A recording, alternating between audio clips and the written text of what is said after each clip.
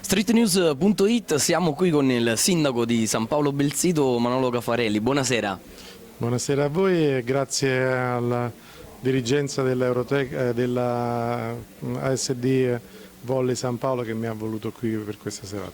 Infatti una serata importante perché il galà di presentazione del roster che quest'anno disputerà il campionato di Serie D regionale. Anche il sindaco presente, che cosa vuole dire alla squadra, alla società e ai tifosi?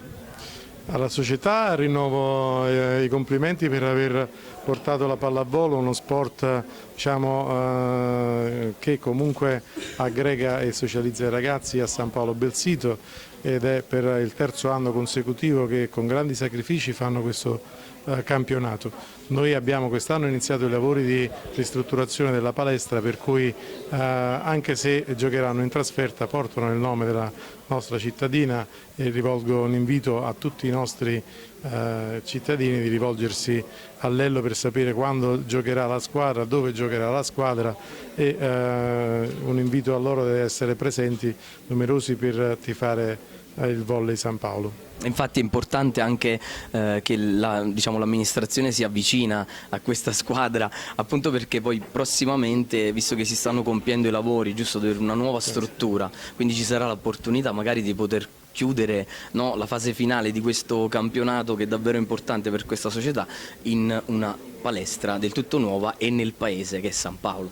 Speriamo di chiudere i lavori. Tu sai, quando iniziano i lavori è sempre un problema. Abbiamo rifatto l'edificio scolastico, ivi compresa la palestra, trovando delle grosse problematiche a livello strutturali che non erano registrate nei grafici in nostro possesso. Quindi abbiamo dovuto rifare un po' tutti i progetti. Speriamo di arrivare, i lavori devono essere chiusi entro il 31 di dicembre, poi ci saranno 60 giorni per i collaudi definitivi, i tempi per la chiusura del campionato. Io spero che loro vincano senza andare per i playoff. Non so le scadenze del campionato, ma penso di poter dire che per marzo l'impianto è sicuramente recuperato. Gli spogliatoi sono stati completamente abbattuti e ricostruiti secondo quelli che erano i canoni che ci ha dato la FIGC, la società di pallavolo, per completare le strutture. Quindi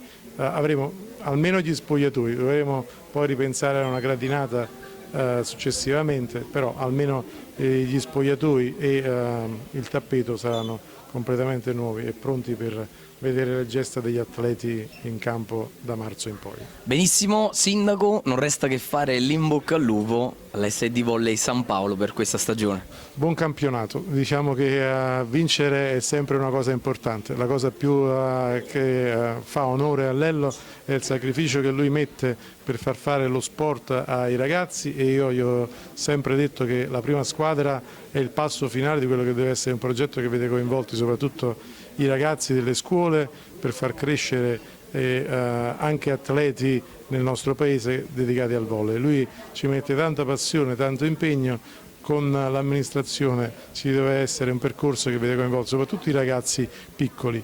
Poi i grandi, sono sicuro che quest'anno ha fatto una squadra, grazie anche all'aiuto di qualche amico e di qualche imprenditore locale che vedo che sostiene la squadra, e questo mi fa estremamente piacere.